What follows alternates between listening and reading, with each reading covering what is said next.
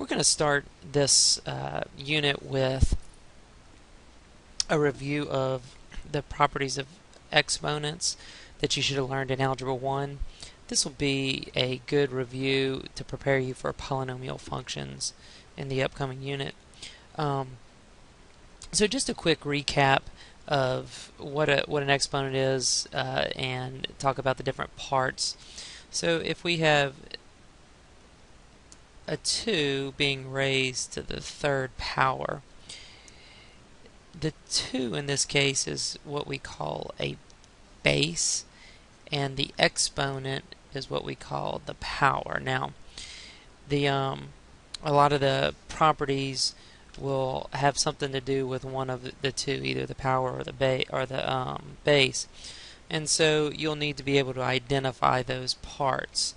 Now, we have this concept summary, this box for property of exponents, so it'd be good to keep with you as you work through example problems so that you can refer to it as necessary. Now, we will use these in quite a few things throughout the rest of the year, so make sure you know these very well. We're going to start with these properties of exponents just using numerical expressions like 2 to the third. And the next part of the lesson we'll go to algebraic expressions, which would be something like x to the third, where x is the base and of course 3 is still the power. So we have numerical expressions and algebraic expressions. So we'll start applying these properties to numerical expressions. So let's take a look at this first one. Part A is a power property where we have a power being raised to a power, so that is multiplication. Whenever you're doing numerical properties, make sure you use your calculator effectively and you work it all the way down to a final simplified answer. And if that requires reducing fractions, you need to do that as well. So don't just stop with the exponent property. Make sure you finish the problem as well. In part B, we see a property that is very important that you understand.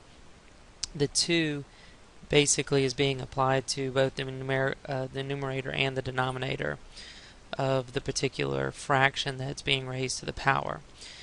Lastly, if you have a negative power, remember that that's the same as writing it 1 over the positive power, so very important property to remember there. Now, a lot of the expressions that we're going to deal with are not going to be just single properties. They're going to be multiple properties layered together, where you have to recognize a number of things that are going on. So go ahead and take a little time here on sample problem 1 to work A, B, and C, and then come back and check the solutions. Alright, so for part A, we're just going to go ahead and work this. So we have a power being raised to a power, so we're going to multiply the 4 and the 2, which gives us 3 to the 8th power. Now, you should not stop at this point. Would prefer you to move on and go ahead and raise 3 to the 8th power.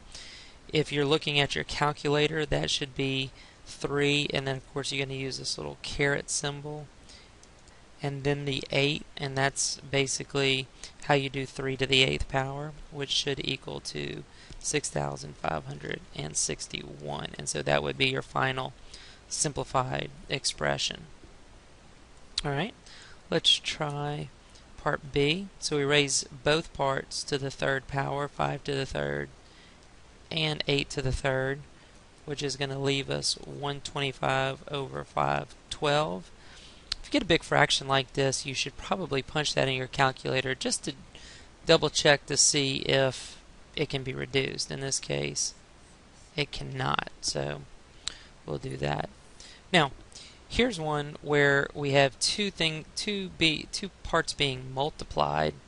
Now you could do this, you could approach this one of a couple ways.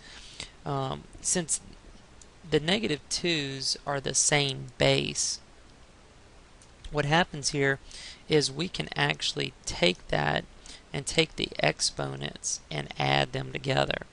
And so that would simply leave us negative 2 to the 6th power. And make sure that when you do this in your calculator that negative 2 is in parentheses when you raise it to the 6th power to get 64. Now, if we wanted another method, the negative 2 power being raised to a negative exponent could actually be put over underneath and to make it a positive exponent. And then what's going to differ here is, since we have the same base through division, we will subtract these, and so that's going to be 9 minus 3, which is still going to give us negative 2 to the 6th power, which is 64. So you can just see two ways to work the same problem. And so in the next part of this lesson, when we get into algebraic expressions, having both methods may help at some point in time.